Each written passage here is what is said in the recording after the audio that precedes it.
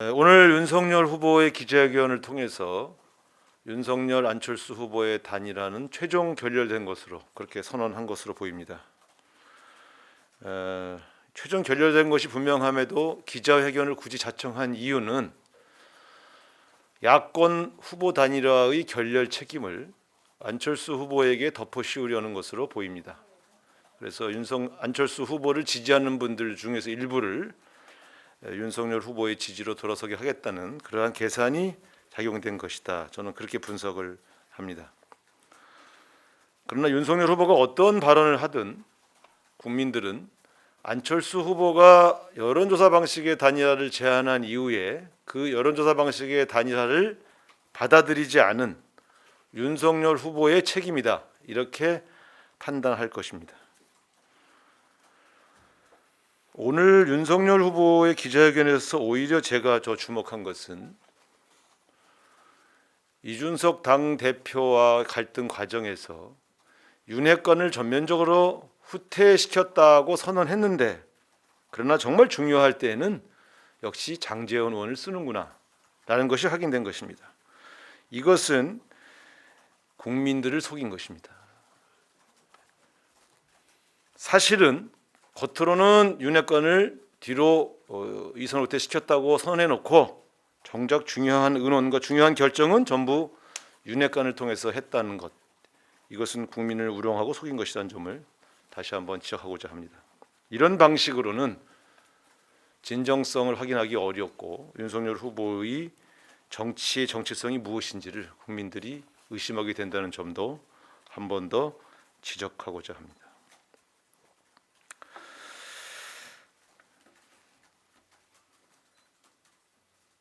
우크라이나의 상황을 보면서 저 개인적으로는 사실 좀 80년 5월 광주가 떠올랐습니다.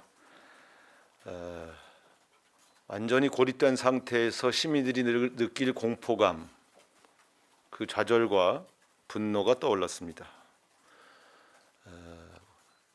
우리를 지지하고 우리를 연대할 세력이 외부에 없는가 이렇게 울부짖었다는 당시 광주 체험자들의 목소리를 떠올리면서 어떤 형태의 침략 전쟁에도 반대한다. 이 목소리가 더 커져야 한다고 생각합니다. 푸틴은 그리고 러시아는 즉각적으로 이 군대를 철수시켜야 합니다. 우크라이나 국민들의 저항과 투쟁을 지지하며 대한민국 국민들 또한 우리 더불어민주당은 강력한 연대의 마음을 보냅니다. 이제 사전 투표율이 3월 4일, 5일 이렇게 금토 이렇게 있습니다. 오늘부터 계산하면 약 5일 정도 남았는데요. 이 사전 투표일까지의 일주일이 이번 대통령 선거의 승패를 좌우합니다. 사실상 모든 승부가 이 기간에 이루어진다 이렇게 판단하고 있습니다. 다행히 현재 판세는 초박빙, 초경합 상태다 이렇게 보여지고요. 여기에는 중도 부동층이 윤석열 후보에게서 떠나면서 이재명 후보로 옮겨가고 있는 과정이 반영돼 있다 이렇게 보여집니다. 제가 2, 3주 전에 우리가 3대 부동층을 잡을 것이다 이렇게 전략을 말씀드렸습니다. 그래서 처음 일주일은 이낙연 선대위원장님을 모셔오고 또 윤석열 후보의 정치보복 발언에 대응하면서 소위 친문 부동층이 결집해 왔습니다. 여기서 약 3, 4%의 지지율 상향이 있었다고 보고요.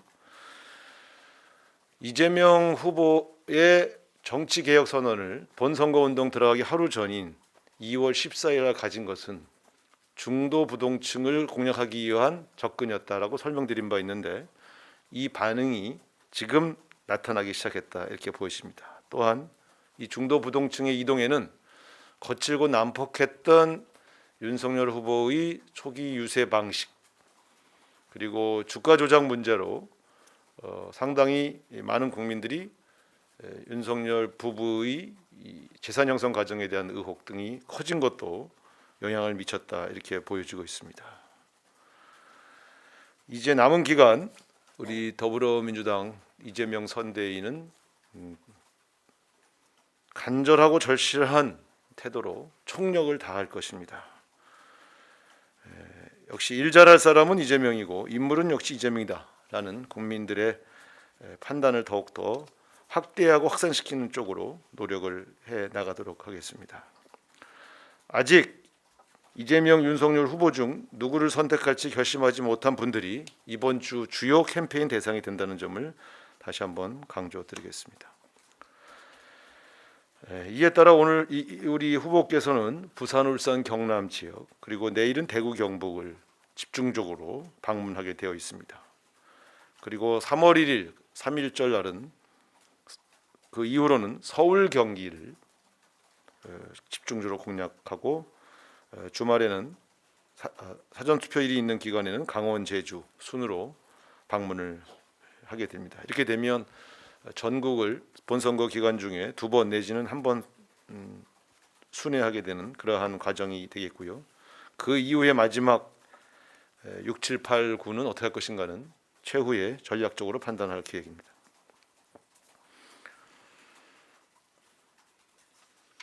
네, 이상 제가 드릴 말씀 드렸고요. 질문 있으시면 답변 드리겠습니다. 네, 질문 받겠습니다. 네, 네. 질문 주시죠. 중앙일보 김진남 기자입니다.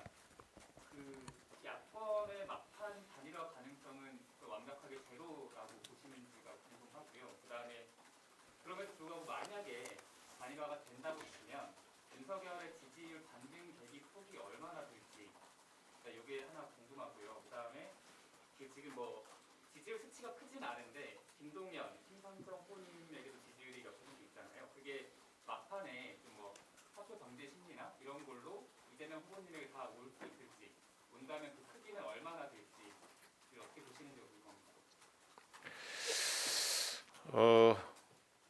윤석열 후보가 직접 기자회견을 통해서 두 후보 사이에 오갔던 협상 과정 자체를 밝힌 것은 단일화 포기 선언으로 보입니다. 보통 후보가 직접 나서서 두 후보 간에 내밀했던 협상 내용을 다 공개하는 일은 매우 드문데요.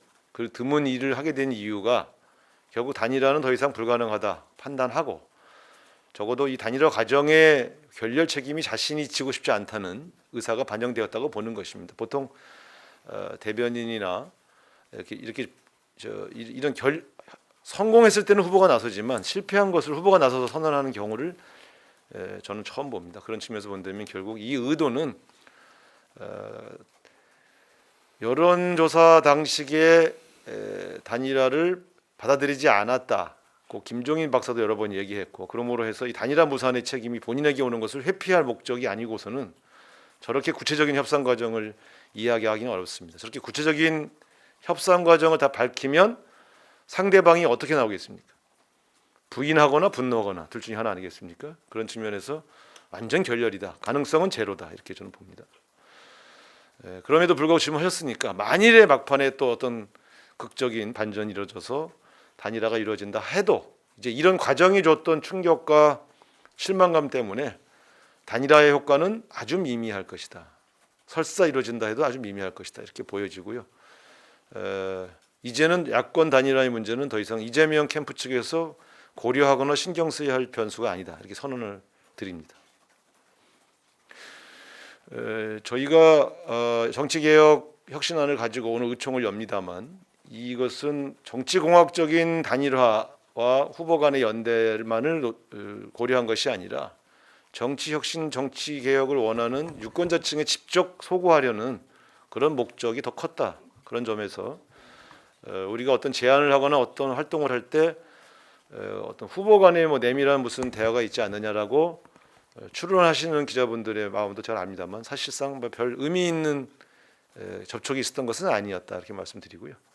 그럼에도 불구하고 이것을 계속 밀고 나가는 이유는 사실 양당 체제의 혐오감을 느끼고 있는 제3지대의 중도적 유권자들에게 우리가 바로 그 문제를 해결하겠다고 하는 약속을 드림으로써 중도 부동층의 마음을 잡으려는 목적이 더 컸다. 그래서 이것은 앞으로도 후보 단일화나 후보 간 연대에 무관하게 계속 주장해 나가겠다 이런 말씀을 드리겠습니다. 그리고 실제로 이 선거에서 이재명 후보가 승리하면 이 과정에서 타 후보의 도움이 있었냐 없었냐를 따지지 않고 통합 내각과 정치 개혁을 위한 실천은 반드시 해 나가겠다 이렇게 약속드립니다. 네, 다음 질문 받겠습니다.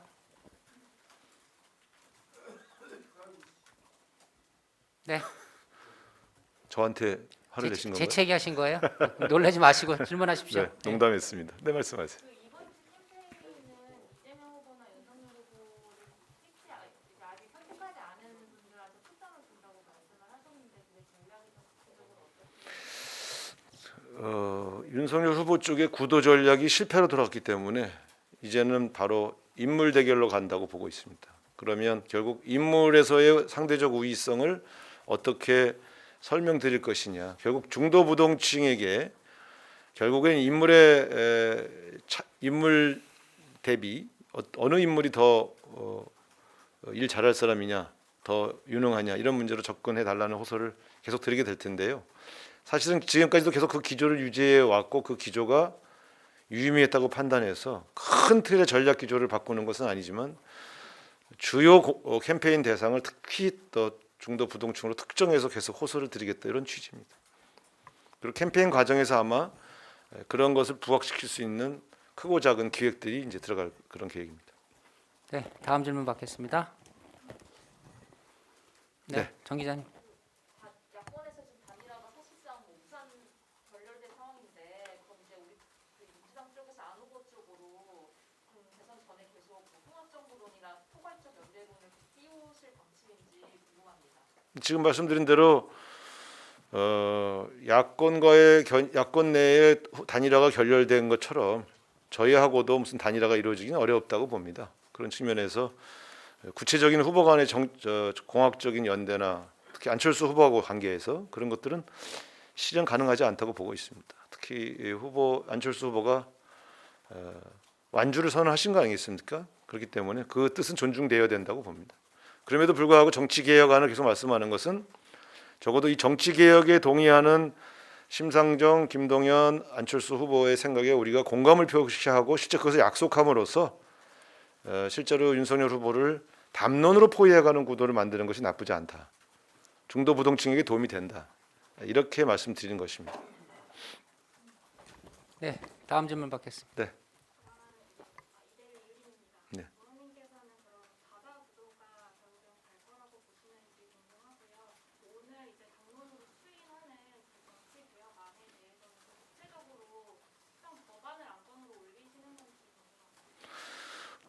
일단 의원총회에서는 현재 구체적인 법안을 놓고 당론을 정하는 것보다는 후보가 선언하고 대표가 뒷받침한 그 선언 내용들을 당론화하는 것이 오늘 해야 할 가장 큰 일이고요. 그것이 당론으로 확정되면 이제 법안으로 구성안하는 것은 담당 의원과 또 관련된 상임위의 논의가 후속 절차가 이루어지게 될 가능성이 크지요. 그러나 지금 다 지역에서 선거운동을 하고 있기 때문에 주로 정책위 차원에서 이 문제를 뒷받침할 가능성이 매우 높다 이렇게 말씀드리고요. 여든 야든 이제 후보 단일화는 저는 더 이상 시간적으로나 조건상 불가능하다. 그래서 오늘 윤석열 후보의 선언은 단순히 그 윤석열 후보와 안철수 후보만의 문제가 아니라 안철수 후보와 우리 이재명 후보하고도 사실은 단일화는 어렵다 이렇게 보시는 게 적절한 것 같습니다. 사실 4월 4일 5일이면 이번 주 금토인데요. 오늘이 일요일입니다. 월화수목 나흘 사이에 불가능합니다. 네, 다음 질문 받겠습니다. 네.